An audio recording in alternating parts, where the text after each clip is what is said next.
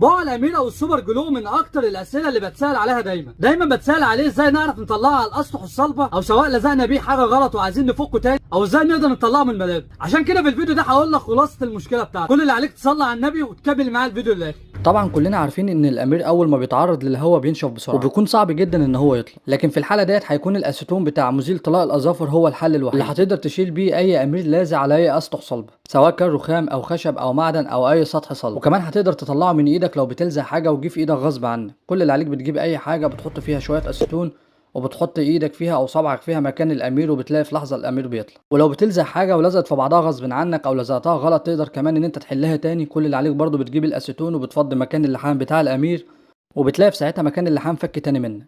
وده طبعا لان الاسيتون بيبقى مضاد قوي للغراء اللي بيبقى موجود في الامير. حاجه مهمه برضو لازم ناخد بالنا منها ان الاسيتون ساعات بيأثر على الاسطح المدهونه او على ورنيش الخشب، فعشان كده لما نيجي نتعامل معاه